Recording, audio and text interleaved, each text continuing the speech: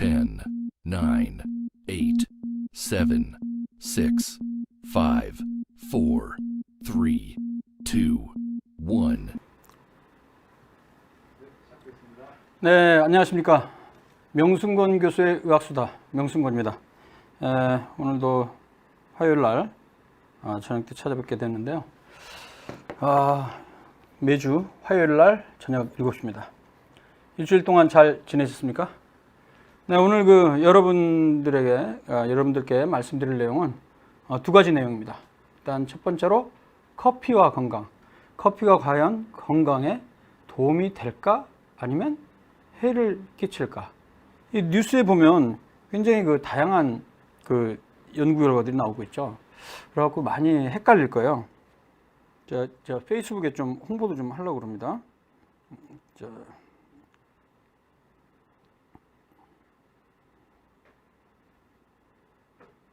네.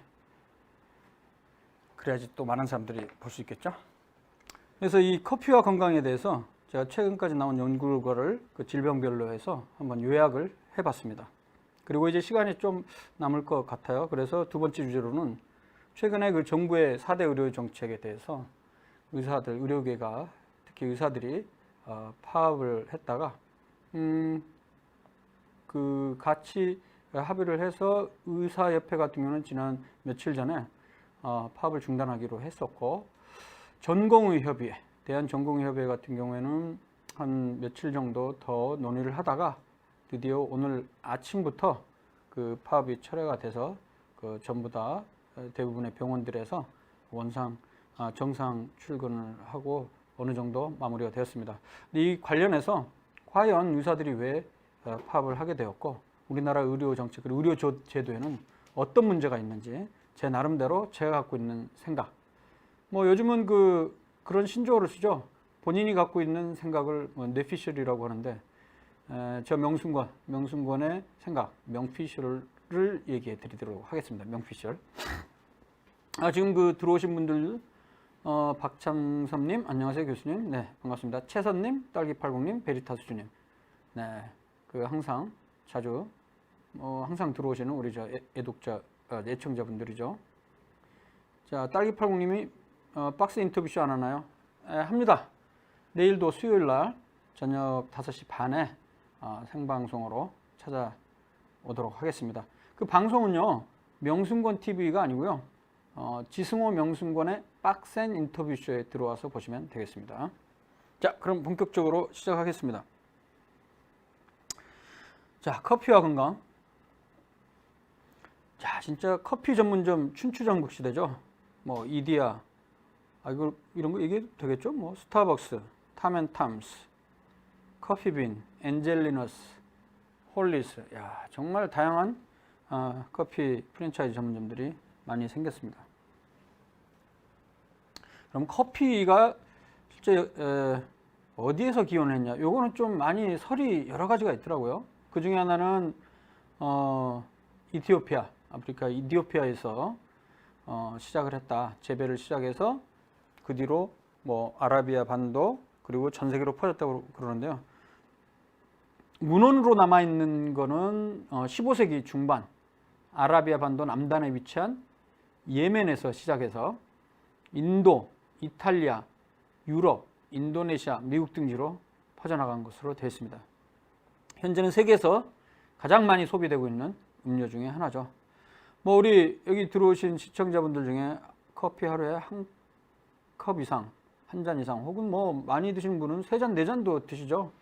자, 외래에서 보다 보면 커피를 하루에 7잔 이상 마시는 분들도 종종 봅니다. 그리고 셀 수 없을 정도로 마신다는 분들도 있고, 네, 커피 정말 많이 마시고 있어요.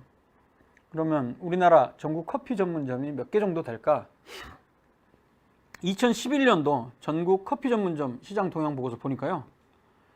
2010년에는 8,000개였어요. 근데 1년 만에 2011년에 12,000개로 54%나 증가했다고 되어 있죠. 그 당시에 추정 매출이 2조가 넘었었는데, 그로부터 5년 뒤인 2016년 6월 기준으로 소상공인 시장 진흥공단 집계보면 9만 개가 넘었다고 합니다. 와. 편의점이 그 당시 기준으로 37,000개. 요즘은 한 4만 개 좀 넘을걸요. 이 편의점보다 더 많아요. 2.5배. 제가 있는 그 일산 동구 일산의 국립암센터 앞에도 보면요. 골목골목에 커피집이 계속 생겨나고 있어요. 사실 커피집이 제가 알기로는 창업하는데 뭐 그렇게 많이 시설이나 뭐 비용이 많이 들어가지는 않는 것 같아요. 왜냐면 공간만 딱 확보해 놓고 커피 만드는 기계에 갖다 놓고 하면 되니까요. 뭐 테이크아웃도 많이 하고 그러니까. 그래서 과거에 이제 커피 믹스 봉지 커피 많이 먹었었는데 그게 인스턴트 커피였죠. 근데 2000년대 들어와서 커피 전문점이 증가하고 원두 커피 시장이 급성장하면서 뭐 7조 이상, 지금 뭐 8, 9조 이상 추정이 됩니다. 어마어마하다는 거예요. 이게 2018년도 중앙일보 기사를 보면 시장 규모 11조 원이네. 11조 원. 야, 10조가 넘었네. 1인당 1년에 512잔 마시는 거로 되어 있네요. 그러면 뭐 1.5잔 이상 마시네요. 하루에. 개인당. 그렇죠. 커피 시장 규모 11조. 어마어마합니다. 그러면 어떤 커피를 많이 마시냐? 여전히 보니까 커피 믹스. 우리 보통 봉지 커피 얘기하는 거였죠. 130억 잔 마시고 원두 커피는 48억. 야, 캔커피는 40.5. 인스턴트 커피 31억. 야, 뭐 이렇게 되어 있네요. 자, 그러면 이제 커피가 과연 질병과 어떤 관련이 있냐?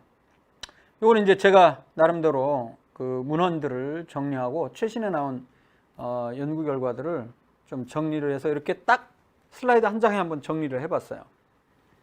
커피는 사실 TV에서 보면 어떤 연구에서는 커피가 건강에 좋다고 그러고 어떤 연구에서는 또 별로 안 좋다고 그러는데 그 이유는요. 커피 안에는 뭐 한 종류가 아니고 최소한 1000종 이상의 화학물질이 포함되어 있습니다. 그렇기 때문에 커피를 많이 마시게 되면 어떤 질병의 위험성은 낮출 수 있지만 어떤 질병의 위험성은 높일 수 있다는 것이죠. 그러니까 제가 두 얼굴을 가진 사나이. 커피는 헐크다. 이렇게 제가 표현을 하는데 자, 그럼 커피를 마심으로써 질병의 위험성을 어떤 질병의 위험성을 낮추느냐 정리해보면 크게 당뇨, 암, 파킨슨병 이런 질병 세 가지는요 오히려 커피를 마심으로써 그 질병의 발생 위험성을 낮추는 것으로 되어 있어요. 즉 커피를 좀 마시면 당뇨 예방에 좀 도움이 된다. 그리고 암 중에서는 간암, 자궁내막암, 전립선암, 유방암, 대장암 이런 암들에 있어서 연구가 많이 됐는데 그 연구 결과를 종합해 보니까 낮추는 거로 나오죠. 그 근거들을 좀 이따 이제 설명을 해드리겠습니다. 반대로 커피를 많이 마시면 당뇨, 암, 파킨슨 이런 건 줄일 수 있을지 모르겠지만은 혈중 콜레스테롤 수치를 높이는 것으로 알려져 있어요. 그리고 유산, 저체중아 출산, 그러니까 산모와 태아에 좀 안 좋은 영향을 미칠 수가 있다는 것이죠. 혈압은 원래 좀 높이는 거로 알려져 있지만 그 급성, 초기에는 좀 높이지만 만성으로 혈압에 어떤 영향을 미치는지는 아직까지 정확하게 알려지지 않습니다. 좀 불확실하다는 얘기죠. 다시 정리하면 당뇨, 암, 파킨슨은 일반적으로 낮추는 거고 콜레스테롤은 높이고 유산 그리고 저체중아 출산 위험성이 있다는 것이죠. 남자가 많이 먹어도 아내에게 유산 저체중아 가능성이 올라가냐? 그건 아니죠. 임산부, 산모가 커피를 많이 마시게 되면 유산의 위험성이나 저체중아 위험성이 높다는 것이겠죠. 자, 그럼 하나하나씩 살펴볼게요. 첫 번째로 당뇨 이득. 요거는 이제 2014년에 다이비티스 케어라는 의학학술지에 기존에 나왔던 28편의 코호트 연구를 종합한 메타 분석 결과입니다. 제가 뭐 자주 얘기를 했을 거예요. 메타 분석이란 거는 어떤 한 주제에 대해서 똑같은 주제에 대해서 개별 연구 결과들을 다 종합한 것들을 얘기를 하는 거죠. 그리고 코호트 연구라는 거는 코호트라는 게 공통된 특징을 갖고 있는 집단이나 시설들 얘기를 하죠. 그래서 뭐 코호트 격리라고 하면 뭐 메르스나 아니면 코로나19 지금 이렇게 집단적으로 어떤 한 병원에 발병을 하면 그 병원 전체를 코호트 격리한다 이런 표현을 신조어로 쓰고 있죠. 의학적으로는 뭐 코호트경이란 말은 쓰지는 않아 왔습니다, 지금까지. 근데 새롭게 만들어진 말이죠, 이게. 어쨌든 코호트라는 거는 공통된 특징을 갖고 있는 사람들. 이를테면 우리가 담배를 피우면 폐암이 발생한다. 이건 너무나 우리 잘 알고 있죠. 그런데 1950, 60년대 이전만 하더라도 담배가 폐암을 일으키는지 확실하게 의학적으로 연구 결과가 확립이 안 됐었어요. 그런데 1964년도에 미국 공중보건성 총감 보고서에 의하면 담배를 많이 피우는 건 담배는 폐암의 중요한 직접적인 원인이다. 이렇게 처음으로 공식적으로 발표했는데 그 계기가 된 논문이 뭐냐면 영국에서 의사들 몇만 명을 코호트로 딱 묶어놓고, 묶어놓는단 말은 그냥 그렇다고 해서 뭐 어느 한 곳에 묶어놓는다 이런 건 아닙니다. 코호트, 의사 코호트, 의사라는 직업으로 코호트를 설정을 하고 흡연 유무에 따라서 그 데이터들을 다 모아놓은 다음에 10년, 20년 있다가 담배 안 피우는 사람에서 폐암이 발생할 수도 있는데 그런 폐암의 발생 숫자랑 흡연자에서 폐암 발생 숫자가 몇 대 몇으로 생기냐, 몇 배 높으냐, 이걸 했더니 뭐 10배, 20배 이상 높다. 이렇게 결과가 나와서 그 뒤로 흡연이 담배가 폐암의 원인이다. 이렇게 밝히게 된 거죠. 마찬가지로 커피와 당뇨와의 관계에 있어서도 몇천 명, 몇만 명, 몇십만 명을 대상으로 해서 평소에 커피를 하나도 안 마시는 사람, 한두 잔 마시는 사람, 혹은 세네 잔 이상 마시는 사람, 이렇게 미리 정보를 입수를 한 다음에 10년, 20년 있다가 커피 섭취량에 따라 당뇨 발생이 몇 배 정도 차이가 있느냐, 그걸 본 연구란 거죠. 전향적이란 말은 앞으로 나아간다, 시간적으로 미래를 향해 나간다, 이런 말이죠. 그 개별 연구 결과들이 있을 텐데 그 연구마다 달랐을 테지만 그 연구를 종합해 보니까, 28편을 종합해 보니까 어떻게 됐습니까? 커피를 거의 잘 안 마시는 사람도 있죠. 안 마시는 사람과 비교했을 때 커피를 마시는 사람은 하루 한 잔 증가할 때마다 카페인 커피는 당뇨가 9%, 디카페인 커피는 6%씩 당뇨 빈도가 감소한다는 거죠. 결론적으로 커피를 자주 많이 마시면 당뇨의 위험성이 낮아진다는 겁니다. 그럼 왜 그러느냐? 메커니즘이 뭐냐? 기전이 뭐냐? 그 이유로 지금 추정하고 있는 것은 커피에 들어있는 카페인뿐만 아니라 클로르제닉산이라는 항산화 물질이 있어요. 이 클로르제닉산이라는 물질이 장으로부터 당을 흡수하는 것을 줄일 수 있다고 돼 있어요. 그러니까 우리가 음식을 먹게 되면 탄수화물이 흡수가 돼야 되는데 그걸 줄인다는 거죠. 그리고 당 대사, 당을 근육이나 지방 쪽으로 가게 하거나 아니면 깨는 것. 그리고 그 당대사라는 건 이제 아마 이동을 얘기를 하는 겁니다. 그리고 인슐린 감수성을 높이는 걸로. 인슐린 감수성이 높다는 건 뭐냐면 인슐린이 혈당을 떨어뜨리잖아요. 혈중에 있는 당을 근육세포와 그다음에 지방 뭐 이런 데로 옮기는 거니까. 근데 그런 인슐린의 작용성을 높일 수 있다는 거예요. 이 클로르제닉산이라는 물질에. 그 외에 다른 마그네슘, 리그난 등도 가능한 원인으로 제시되겠다. 그러니까 결론적으로 커피에 들어있는 클로르제닉산이라는 항산화 물질이 우리 몸에 당뇨의 위험성을 낮추는 거로 나왔다는 것입니다. 그리고 두 번째로 암에 대해서 몇 개 암에 대해서도 좀 낮춘다고 그랬죠. 간암 같은 경우에는 2017년도에 메타 분석이 발표됐습니다. 마찬가지로 코호트 연구를 13편 종합했죠. 그랬더니 커피 한 잔 마실 때마다 간암이 15%가 감소가 되었습니다. 그 이유는 커피가 원래 그 간암으로 진행하는 전 단계 중에 지방간이나 간 섬유화 이런 게 전구 그 병변이 될 수가 있는데 커피 자체가 이런 지방간과 간 섬유화를 좀 줄일 수 있다, 이런 가설이 제시되고 있습니다. 그 외에 커피에 들어있는 몇 가지 성분이 항산화 효과를 통해서 간암도 예방할 것이다. 그리고 자궁내막암도 역시 12편의 코호트 연구를 종합해 보니까 자궁내막암이 감소가 되는데 그 이유는 카페인 자체가 성호르몬 결합 글로불린을 증가시켜서 결론적으로 테스토스테론을 떨어뜨려서 자궁내막 위험성을 줄인 것이 됐다, 이렇게 되어 있습니다. 그 외에 이제 전립선암이나 유방암, 대장암 역시 기존의 연구 결과들을 다 종합하면 전립선암 10% 감소시키고 유방암도 10% 정도 감소시키고 대장암도 감소시키는 것도 있습니다. 근데 이제 감소시키는 게 아주 많이 감소되는 건 아니지만 한 10% 내외 정도로 약간의 이득이 있다. 이렇게 나왔다는 것이죠. 그러면 커피와 암은 실제로 어떻게 정리가 되고 있냐? 국제암연구소, 세계보건기구산하 국제암연구소라고 있어요. IARC라고 있는데 International Agency for Research on Cancer, 국제암연구소인데 여기서는 발암물질을 총 4개 그룹으로 분류를 하고 있습니다.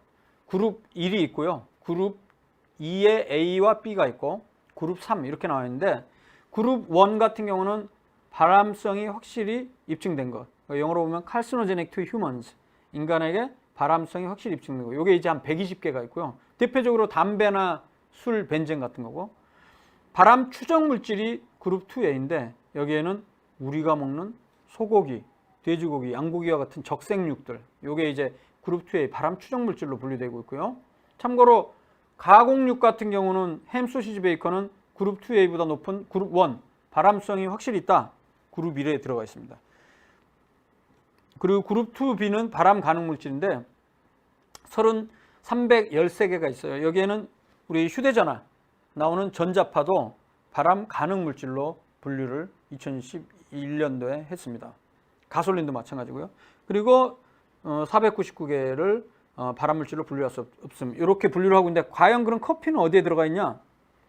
예전에는 발암 가능 물질로 좀 분류가 됐었는데 비교적 최신인 2016년에 새롭게 발표를 한 게 뭐냐면 커피는 발암 물질로 분류할 수 없음. 그룹 3, 그룹 3으로 분류했습니다. 오히려 간암이나 자궁내막암은 예방 효과가 있다. 이렇게 공식적으로 천명을 했죠. 제가 아까 얘기했던 대로 간암, 자궁내막암, 유방암, 전립선암, 대장암 등은 낮추는 거로 아까 제가 나온다고 얘기했죠. 하지만 뜨거운 음료 자체는 발암 가능 물질, 그룹 2A 가능성 있는 거로 나왔습니다. 근데 뜨겁지 않은 마테차 같은 경우는 발암 물질로 분류할 수 없다. 예전에 이제 마테차 같은 경우도 암을 유발한다 이런 얘기가 있었는데 이거는 뜨겁게 한 것이 아마 식도에 자극을 해갖고 식도암의 위험성을 높인다. 이거였던 것 같습니다. 커피와 폐암은 메타 분석에 나와 있는데 커피를 마시는 사람에서 폐암의 위험성이 높다는 그런 메타 분석도 있지만 또 보정을 했을 때는 여러 가지 요인을 보정했을 때는 커피 섭취와 폐암이 관련이 없다라는 메타 분석도 있어서 커피와 폐암은 관련성이 현재까지 약간 불확실한 것 같습니다. 높일 가능성도 있지만 아닐 수도 있다. 그리고 마지막으로 이득이 되는 거 하나, 파킨슨병. 이거는 2014년도에 기존에 나온 7편의 코호트 연구를 종합해 보니까 커피 많이 섭취하는 군은 적게 섭취하는 군보다 파킨슨병이 오히려 감소되었다. 카페인 자체가 도파민 이런 물질을 분비를 촉진시켜 갖고 도파민 부족에서 오는 파킨슨병을 예방할 수 있다. 이런 보고가 있습니다. 심혈관 질환 요거는 이제 좀 이슈가 되고 있는 건데요. 2016년 보고는 심혈관 질환을 감소하는 것으로 돼 있었는데 그러나 콜레스테롤을 또 높인다는 보고들이 계속 나오기 시작했어요. 실제 2012년도에 보면 임상시험, 이거는 관찰 연구가 아니고요. 아예 임상시험을 했습니다. 임상시험을 했더니 비교했더니 한쪽 그룹은 커피를 한두 달 정도 못 먹게 하고 한쪽 그룹은 커피를 마시게 했죠. 그랬더니 어떻게 됐냐면 커피를 마시는 군에서 나쁜 콜레스테롤 수치가 좀 더 높이 그러니까 올라갔다는 것입니다. 아주 많이는 올라가지는 않았지만 좀 올라가는 거로 나왔죠. 그 이유는 커피 안에 들어있는 카페스톨이라는 그 일종의 기름인데요. 카페스톨이라는 성분이 콜레스테롤을 높인다는 것입니다. 원래 카페스톨이라는 게 뭐냐면 그 콜레스테롤이 이 담낭에서 그러니까 간에서 그 담즙산을 만드는 재료로 쓰이고 있거든요. 콜레스테롤이 담즙산. 그런데 이 카페스톨이 담즙산 만드는 걸 막아버려요. 차단을 해버리니까 재료가 남아도는 거예요. 콜레스테롤이. 그러니까 혈중에 콜레스테롤이 높아질 수 있다는 게 기전인데요. 그래서 콜레스테롤이 높다. 그러면 커피를 의심하라. 이런 말을 저는 하고 싶습니다. 사실 이 콜레스테롤 혈증에 커피가 확실히 원인이라고 아직까지 가이드라인에는 들어가 있지 않습니다. 하지만 방금 전에 제가 말씀드렸던 대로 최근에 나온 메타 분석들에서 커피 섭취하는 게 콜레스테롤 높이는 것으로 나오고 있기 때문에 혹시 본인이 콜레스테롤이 높다면 커피를 의심해야 되는데요. 참고로 이상지혈증, 즉 혈중에 콜레스테롤이나 고중성지방이 높은 병을 얘기를 하는데, 이 중에 콜레스테롤이 높은 원인은 대부분 가장 중요한 게 2차성으로 비만, 음주, 흡연, 운동 부족, 이 네 가지가 가장 중요한 것이거든요. 콜레스테롤이 높은 음식은 예전에 콜레스테롤 높인다고 알려져 왔었는데, 지금은 이 이론이 깨졌어요. 그래서 콜레스테롤은 실제 콜레스테롤 높은 음식을 먹는다고 해서 콜레스테롤이 바로 올라가는 것은 아니다라고 정리가 됐죠. 그런데 또 하나 중요한 원인이 바로 제가 말씀드린 커피입니다. 그래서 실제 이 카페스토리라고 아까 제가 얘기했죠. 원래 콜레스테롤을 원료로 해서 담즙산을 만들어야 되는데, 이 카페스토리 담즙산 합성을 억제하니까 콜레스테롤이 남아 돌아가고 혈중에 콜레스테롤이 올라가서 고콜레스테롤 혈증, 이상지질혈증, 고지혈증이 생길 수 있다는 것이죠. 근데 흥미로운 것은 커피의 종류마다 이 카페스톨 성분이 차이가 있다는 거예요. 카페스톨이 많은 커피 같은 경우에는 콜레스테롤을 더 많이 올리고, 카페스톨이 적게 들어있으면 올리긴 올리는데 적게 올린다는 거죠. 그래서 하나, 둘, 셋, 넷, 5가지 커피 종류를 논문에서 찾아보면 이렇게 돼 있어요. 유럽식 커피. 유럽식 커피는 특히 터키 같은 경우는 원두를 끓이거든요. 그냥 그 자체로. 그래갖고 먹는 거예요. 그러니까 카페스톨이 걸러지지 않으니까 카페스톨이 많죠. 그 다음에 카페스톨 성분이 높은 게 바로 에스프레소, 고압으로 추출한 거죠. 여기에 이제 물을 타면 아메리카노가 되니까 카페스톨 함량이 좀 더 줄어들고, 그리고 인스턴트 커피는 아메리카노보다 조금 더 카페스톨 양이 적은 거로 되어 있어요. 그리고 마지막으로 드립커피, 그러니까 우리가 필터링 하는 커피 있죠? 내려 먹는 커피. 이거는 필터링을 하게 되니까 카페스톨 성분이 줄어들죠. 그래서 결론적으로 이렇게 생각하시면 돼요. 우리나라에서 자주 먹는 커피 종류는 에스프레소, 아메리카노, 인스턴트, 봉지커피, 그 다음에 마지막 드립커피. 이 순으로 뒤로 갈수록 카페스톨 양이 적으니까 콜레스테롤 높이는 거를 조금 덜 올리게 할 수 있죠. 하지만 커피 종류 상관없이 내가 담배도 안 피우고 술도 안 마시고 표준 체중이고 운동도 열심히 하는데 희한하게 나쁜 콜레스테롤이 너무 높다. 보통 LDL 콜레스테롤이 130 미만이 정상인데 180, 200 이상으로 이상하게 높다 그러면 바로 약을 먹을 생각을 하시지 말고, 커피를 본인이 많이 먹는다고 생각하면 커피를 한번 끊어보거나 한 잔으로 한번 줄여보세요. 그리고 나서 2주 있다가 콜레스테롤 검사해보면 굉장히 많은 경우에 있어서 낮아질 겁니다. 커피와 고혈압은 아까 말씀드렸지만 확실하지 않다고 말씀드렸죠. 예.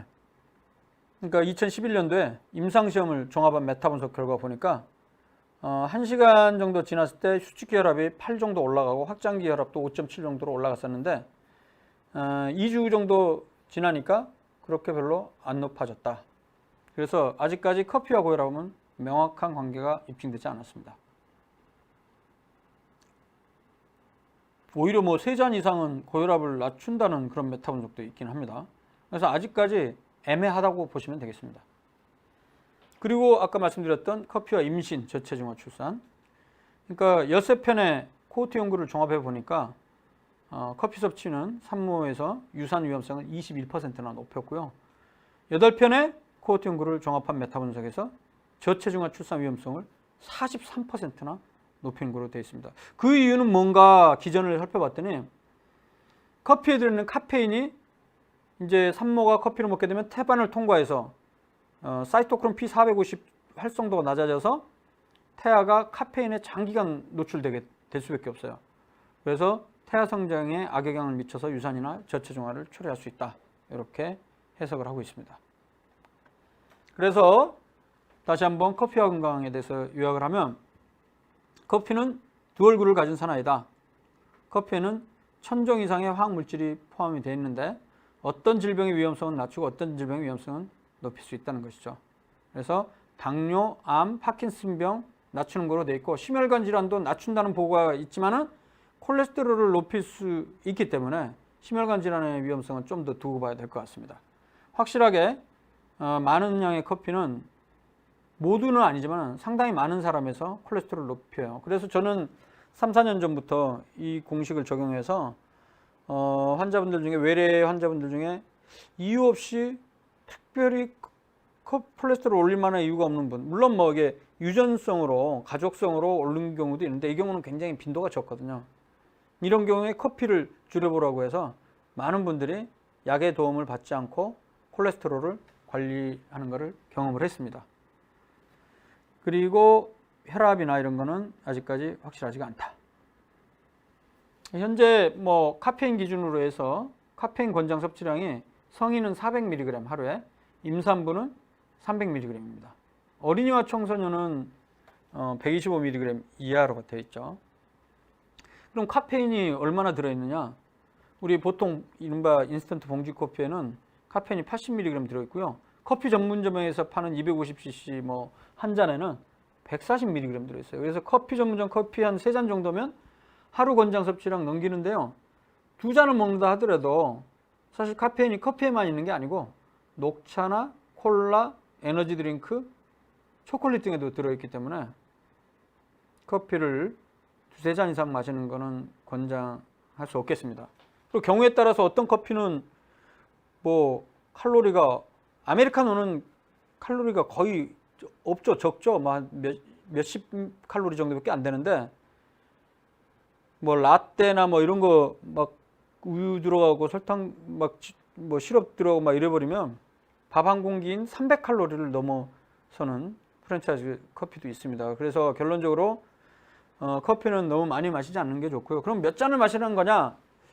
뭐 정확한 건 없습니다. 제가 개인적으로 외래에서 말씀드릴 때는 한 잔 정도 하루에, 뭐 가끔은 2잔 이 정도로 제가 권장을 하고 있습니다.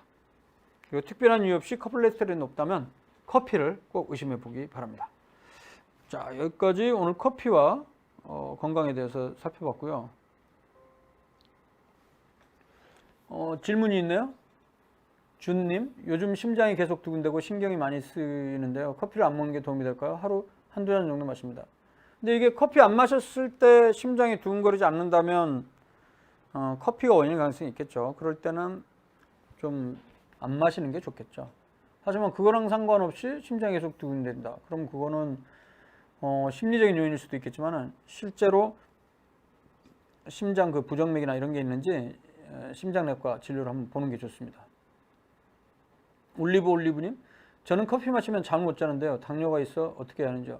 일단 당뇨에 도움이 된다고 그랬지만 이거는 예방을 얘기하는 거고요. 당뇨 환자에 있어서 당 수치 개선에 도움이 되는지는 아직 확실하지는 않아요. 그렇기 때문에 당뇨가 있으시고 커피 마시면 잠 못 잔다. 그럼 커피는 안 드시는 게 좋겠죠. 그리고 당뇨는 당뇨 관리를 위해서 제일 좋은 거는 표준 체중 유지하려고 노력하시고 운동 규칙적으로 하시면 됩니다.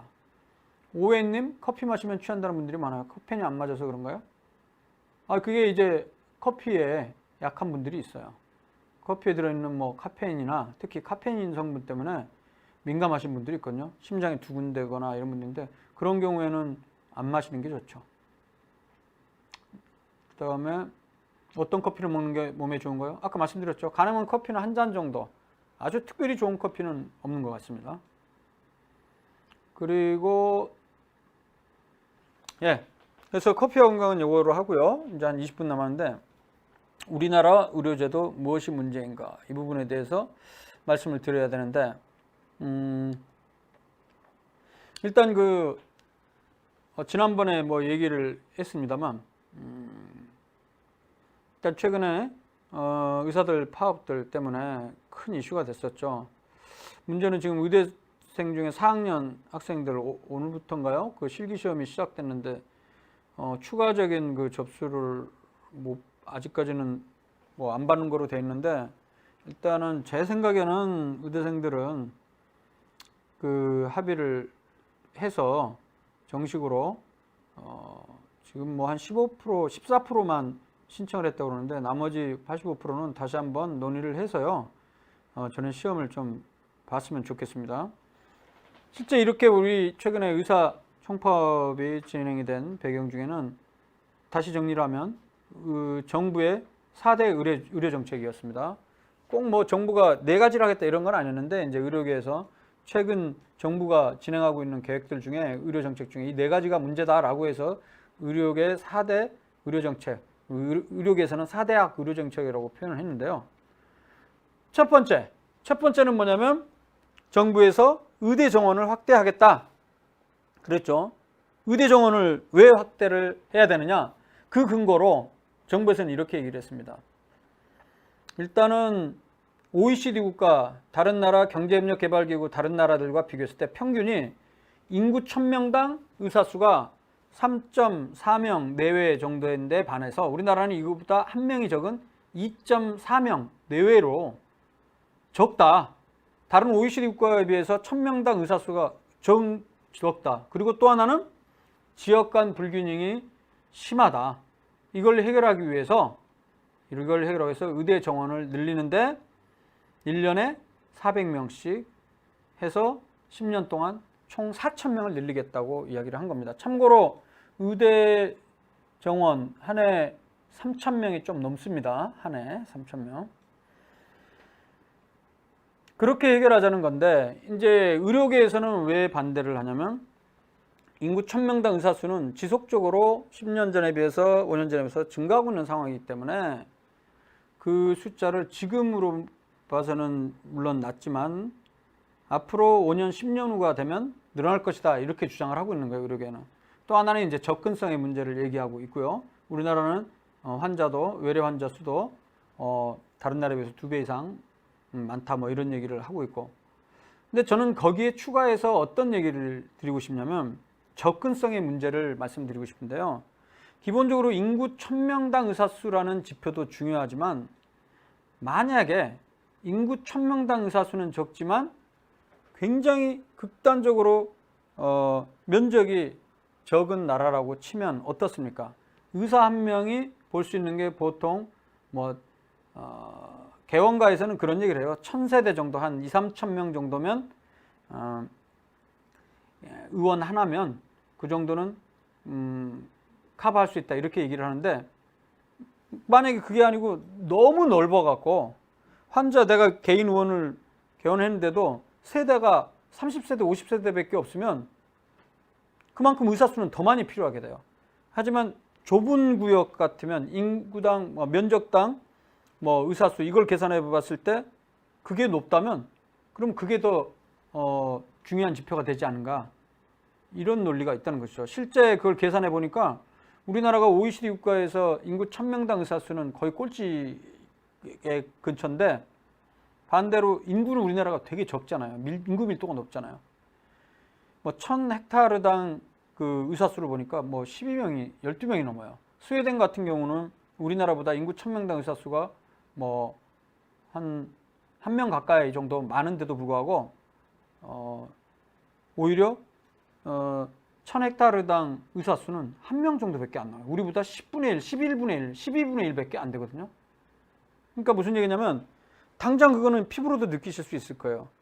아주 시골이 아닌 이상은 웬만한 그 읍내나 혹은 우리 도시에 봐보세요. 집 밖을 나서면 바로 무슨 가정의학과, 무슨 이비인후과, 내과, 소아과 엄청 많잖아요. 피부로도 그걸 느끼실 거예요. 그렇기 때문에 실제적으로는 인구 1000명당 의사수뿐만이 아니라 다른 접근성의 지표들까지 고려를 해보면 된다는 것이죠. 그리고 또 하나 그 영향을 미치는 게 우리나라는 의료 수가 자체가 낮아서 결론적으로 본인 부담금도 상당히 낮아서 한 5,000원 내면 열이 나더라도 5,000원까지 그 의사 월급으로 바로 볼 수 있는데 만약에 반대로 본인 부담금이 한 10,000원 정도로 오면 조금 꺼려질 거예요. 하루 이틀 더 있다 가거나 그러겠죠.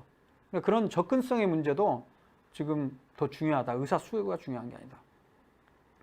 그다음에 두 번째 문제는 이제 공공의대 설립인데요. 이거는 뭐냐면 의사들이 저마다 사실 인기과라는 게 개원해서 돈 많이 버는 과로 많이 선호하는 경향이 있을 수밖에 없거든요. 잘 아시는 대로 성형외과나 안과, 피부과는 여전히 최근에 좀 달라질지 모르지만 좀 인기 있는 과 중에 속하고 소아청소년과라든가 산부인과, 흉부외과 이런 데는 잘 안 갑니다. 사실.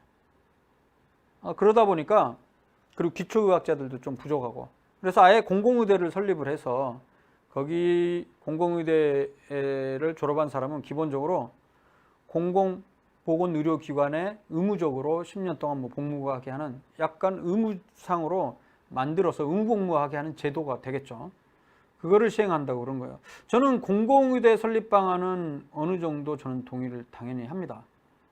왜냐면 그거는 이를테면 장기 군의관처럼 의무복무할 수 있게 하는 인력들은 좀 필요하다고 보거든요. 지금같이 우리나라 자본주의 사회에서 너무 자유경쟁인 상태에서는 사실 뭐 공공보건의료기관 돈을 많이 준다고 해도 사실 잘 안 가는 경향이 있거든요. 근데 그런 부분들을 좀 해결을 해주기 위해서 저는 공공의대 설립하는 것은 절차 그 학생 뽑는 방법이 초반에 무슨 뭐 시도지사 추천이라든가 아니면 그 시민 단체에서 뭐 추천한다 이렇게 그런 얘기가 초반에 나와갖고 그것 때문에 이슈가 되는데 결론적으로 정부에서는 그거는 하나의 예였고 지금은 어떤 식으로 학생들을 선발할지는 정해진 거 하나도 없다 이렇게 얘기를 한 상태입니다. 그래서 저는 개인적으로 공공의대 같은 경우는 좀 추진하는 것은 충분히 저는 가능하다고 봅니다. 그리고 그 숫자가 사실 일반 의사들 나중에 서로 경쟁을 할 정도로 그렇게 많이 뽑는 것도 아니기 때문에 그것 때문에 굳이 반대할 이유는 저는 없다고 생각을 해요. 핵심적인 거는 이렇게 접근성이 너무 반대로 좋은 건 좋은 게 맞긴 하지만은 너무 불합리하게 비현실적인 낮은 수가로 인해서 생기는 여러 가지 문제점들을 해결하는 것이 저는 더 중요하다고 생각을 해요. 세 번째 같은 경우는 이제 한약, 항방, 첩약 급여화인데요. 그러니까 이 급여화가 뭐냐면 첩약이라고 그 쓰는 한약 약들을 갖다가 일부는 환자가 본인 부담을 하게 하고 일부는 국가에서 돈을 대준다는 거죠. 근데 지금은 비급여처럼 환자가 100% 자신이 부담을 하는 건데 이거를 이제 국가에서도 해달라고 그러는데 이 부분은 저는 기본적으로 우리나라가 지금 현재 전 세계적으로도 거의 뭐 몇 나라 없죠. 전통의학을 이른바 의학과 동등한 입장으로 어느 정도 그 대우해주는 이런 나라가 별로 없습니다. 그러니까 우리나라는 양, 한방, 이원화 정책을 1950년대 이후에 쓰기 시작했거든요. 1950년대 이후 그 즈음 될 거예요. 그런데 대부분의 그 선진 국가들에서는 이전의 전통 그 방법이나 학문 것들은 현재 과학에 의해서 과학적이지 않은 것은 사실은 정식으로 인정을 하라고 서양 의학을 과학으로 인정을 했거든요. 근데 우리나라는 이 두 가지를 다 이원하고 있는 상태인데 전반적으로 한의학에서 얘기하는 기준은요. 그 규칙에 보면 기본적으로 옛날 의서들 있죠. 동의보감을 비롯해서 몇 가지 중요한 의서들인데 그게 수백 년 전에 쓰였던 그걸 중심으로 해서 거기에 맞게 뭐 원료를 갖고 만들면 인정해 주는 상황이거든요. 근데 아시는 대로 의학이란 건 사실 이렇게 과학으로 발전한 게 100년 정도밖에 안 됐습니다. 100여 년 전만 하더라도 미국이든 뭐 유럽이든 어느 나라나 굉장히 비과학적으로 환자를 진료하고 그랬어요. 100여 년 전만 하더라도. 근데 100년 전에 이제 의학이 급속도로 이제 발달을 하면서 이전 근거 없는 치료법들은 계속해서 이제 쫓겨나고 없어져 버리고 과학적인 그런 연구 방법에 근거해서 살아남는 것들만 치료법으로 남아있는 거죠. 그리고 현재 진행형입니다. 사실 지금도 물론 한의학뿐만 아니라 우리 의학에서도 근거 없는 치료법들을 하고 있는 의사들이 있죠. 근데 그런 근거 없는 치료법들도 근거 중심 의학에 기반해서 최신에 나온 연구 결과에 의해서 잘못된 치료법 같은 경우는 사용하지 말아야 된다고 생각해요. 결론적으로 한방 첩약 같은 경우에도요. 과연 그 첩약 한방 요법이 실제로 어떤 질병을 예방하거나 치료하는데 의학적인 과학적인 근거가 있는지 비교 임상 시험을 통해서 효능과 안전성을 입증을 해야만 저는 시범 사업도 해야 된다고 생각해요. 지금 그 한방 첩약 급여와 관련한 건 시범 사업이거든요. 세 가지 질병, 뭐 뇌졸중이랑 한 세 가지 안면마비인가요? 그다음에 몇 가지 세 가지 질병에 대해서 1년 동안 시범 사업을 한다고 그러는데 저는 시범 사업을 하는 것조차도 시범 사업을 하기 위해서는 기본적으로 임상 시험을 통해서 과학적으로 효능과 그다음에 안전성이 입증된 다음에 시범 사업을 해야 된다는 것이 제 생각입니다. 그렇지 않으면 그냥 의료비 낭비하는 것이죠. 그리고 마지막으로 네 번째가 바로 비대면 원격 진료에 대한 건데 이 부분도 여전히 논란이 되는 거예요. 원격 진료를 했을 때 개원가가 파탄이 날 수도 있다. 이런 그 조사 결과들이 계속 나오고 있거든요.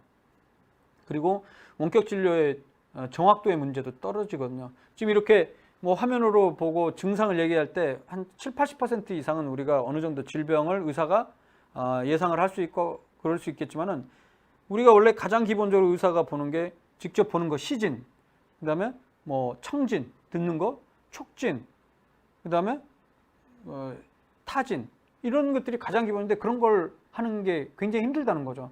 물론 요즘은 뭐 좋은 기계들이 나왔고 원격으로 그런 걸 한다고 그러지만 그게 말처럼 쉽지는 않습니다.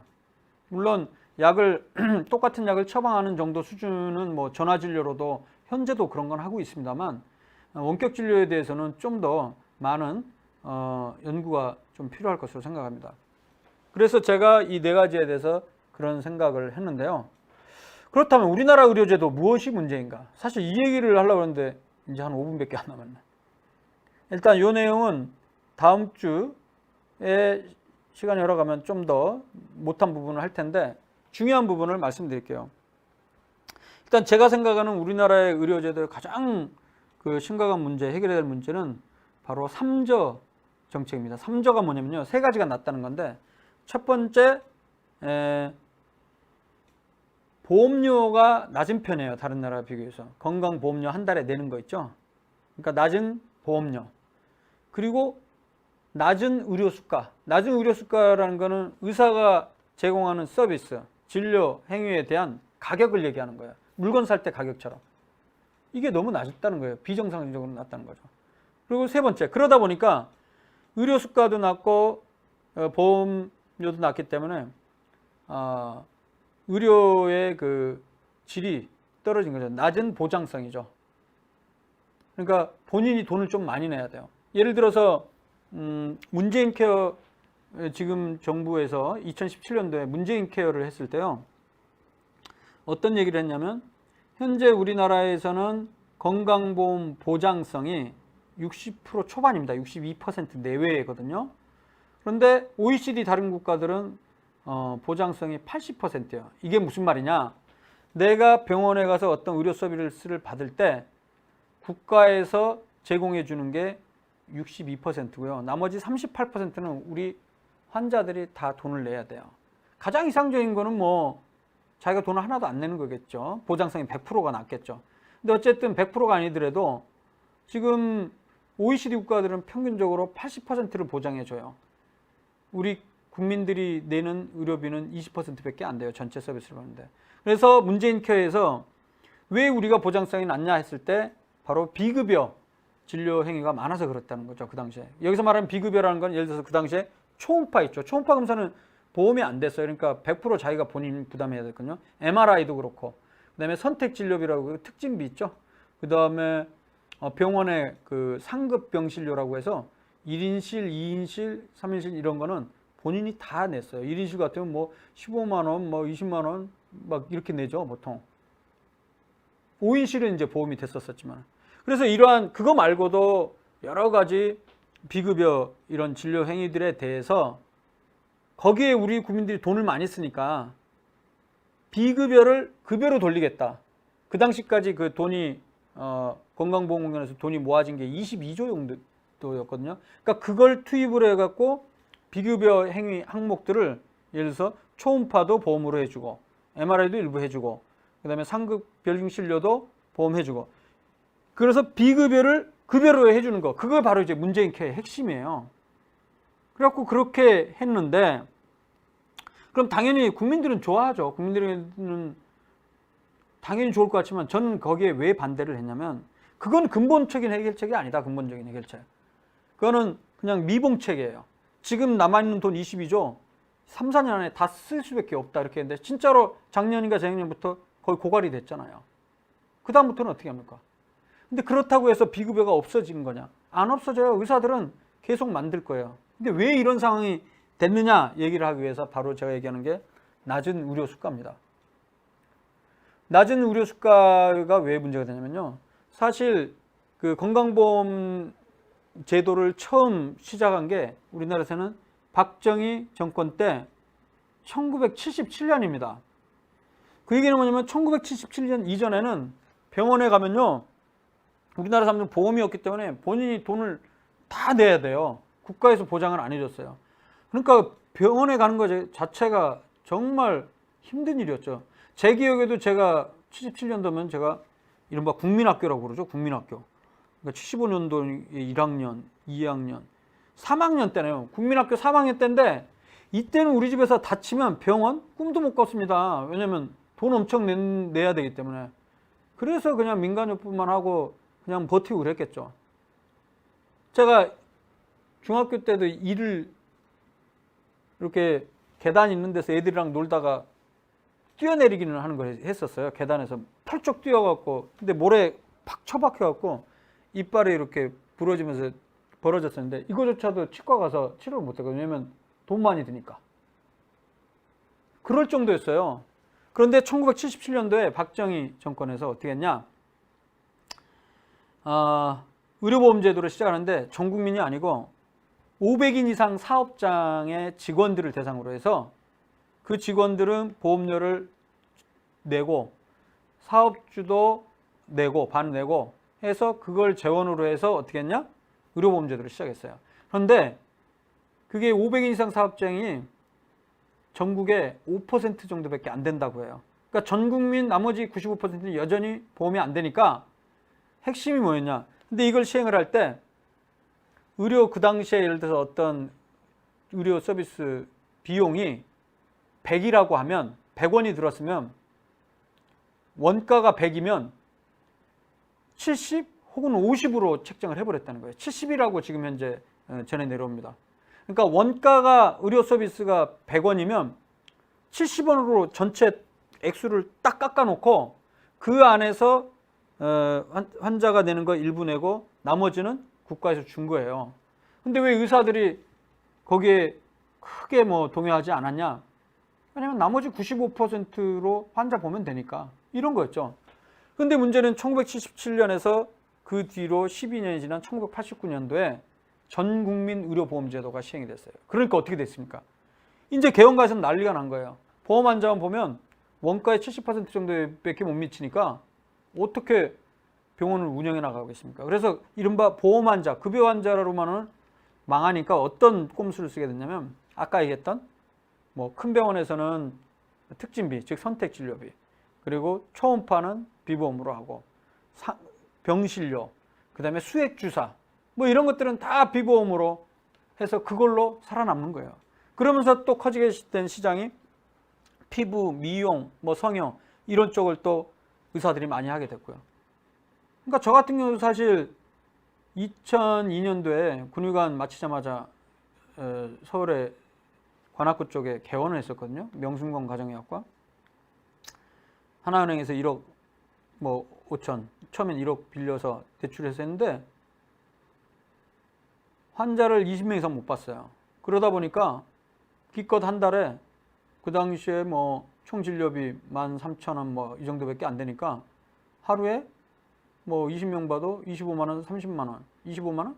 그래서 25일 봐도 대략 한 6, 700 정도 매출이 돼요. 그러면 그걸로 살면 되지. 그게 아닙니다. 거기서 이제 간호조무사 월급 나가야죠. 물리치료사도 저는 두고 있기 때문에 물리치료사 월급도 줘야 되죠. 그래서 몇백 나가죠. 근데 임대료 또 150, 200 이상 나가죠. 그리고 재료비 이런 거 하면요. 거의 600, 700을 받아도 600에서 700 거의 100도 안 남아요. 그럼 100만 원에도 버는 거 아니야. 근데 아까 얘기했던 그 빌렸던 돈 있잖아요. 대출 이자도 못 갚는 상황이 돼버린 거죠. 그렇게 해서 10개월 동안 버텨봤지만 결국에 망하게 된 거예요.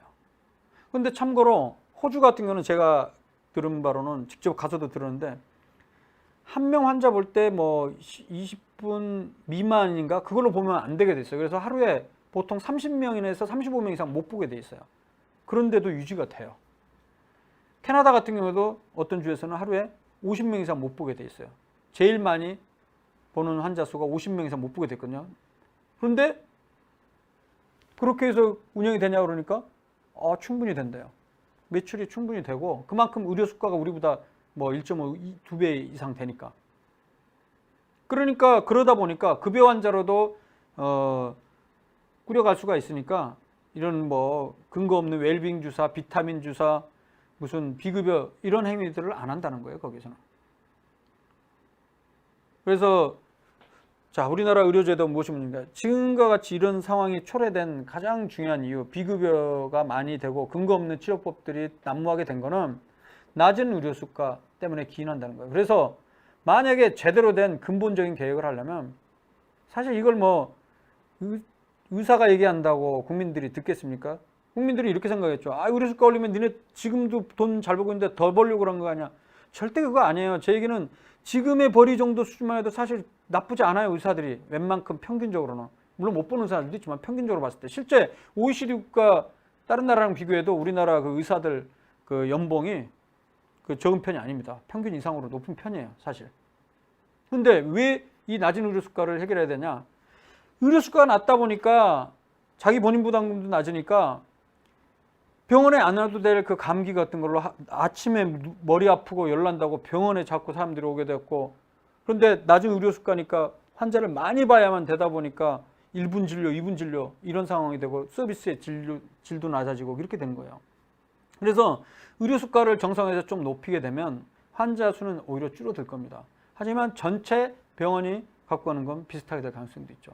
참고로 예를 들어 큰 병원들, 우리 국립암센터도 마찬가지고 웬만한 큰 병원들이요, 보시면 환자들이 굉장히 많잖아요. 이른바 발 디딜 틈 없이 대기하고 있죠. 그런데도 1년 한번 그 홈페이지 들어와서 매출이랑 순이익 한번 비교해 보세요. 마이너스인 데가 많아졌어요. 작년 2018년부터. 왜 그런지 아세요? 2018년부터 특징비 선택진료비를 없애버렸어요. 그동안 많은 그 상급종합병원들이 특징비로 그래도 플러스를 유지하는 데가 많았었는데 이제는 그런 거 없으니까요. 환자를 많이 보면 볼수록 손해입니다. 손해. 급여 환자만 주로 보게 되면. 그래서 이런 심각한 문제를 해결하려면 미봉책으로 비급여를 급여로 돈 들여갖고 돌리고 이런 문제가 아니라 보험료를 현실화해서 조금 높이는 것과 함께 의료 수가를 조금 더 정상화 시켜야 된다는 거예요. 어떤 자본주의 사회에서도 장사, 이른바 사업을 할 때 원가보다 낮은 걸로 장사하는 사람들이 어디 있어요? 정부는 왜 안 올리냐? 올리게 되면 이제 부담스럽죠. 그 정권 자체가. 지금 현재도 보험료는 계속 올라가고 있거든요. 개인 보험료도 몇 프로씩 올라가요. 그래도 난린데요. 그런 상황에서 의료 수가도 높인다고 그래봐요. 안 하려고 하죠. 그러면 어떻게 되냐? 제가 봤을 때는 딴 방법 없어요. 미국 오바마 그 헬스케어 그 리폼, 그 오바마 건강보험 개혁한 것처럼 대통령이 그런 부분을 강한 의지를 갖고 개혁을 해나가야 됩니다. 그거 하지 않는 이상 어떤 정치인들이나 의사들도 한다고 얘기를 해서 쉽지 않을 것 같아요. 제가 봤을 때는. 그러니까 의료 수가 높이는 거는 의사들이 돈 더 많이 벌으려고 하는 게 아니고요. 우리 국민들에게 질 높은 그 의료 서비스를 제공하고 의료인들은 의사들뿐만이 아니에요. 간호사들, 의료 인력들은요. 일은 일대로 엄청 열심히 하지만 그만큼 과도한 노동에 따른 대가를 상대적으로는 못 받는 경우가 많아요. 그러니까 의사들이 그럼에도 불구하고 지금 사는 거는 어떻게 살아남냐? 저처럼 망하거나 보험급여, 고급여 환자만 보면. 그러니까 대부분 또 비급여를 많이 늘리는 거예요. 어떻게 해서든. 그래서 피부 미용도 하려고 그러고 점도 뽑으려고 레이저 기계 갖다 놓고 하고 그러는 거죠.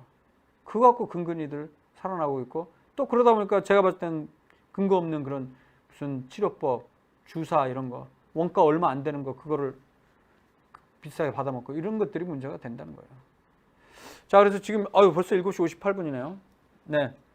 좀 더 뭐 자세한 내용은 다음 주에 또 의료제도에 관련한 것 좀 한 반 정도 이야기를 하고요. 나머지는 또 다른 건강 얘기를 할게요. 참고로 그것도 제가 보여드리려고 그러는데 각 나라별로 미국 뭐 유럽 여러 나라랑 우리나라랑 진찰료 비교를 해보면요. 우리나라는 뭐 반값도 안 되는 경우가 많아요. 한번 확인해 보시면 될 것 같고요. 자, 그러면 오늘은 커피와 건강 그리고 우리나라 의료제도 무엇이 문제인가 이야기했고요. 다음 주에 다시 뵙도록 하겠습니다. 감사합니다.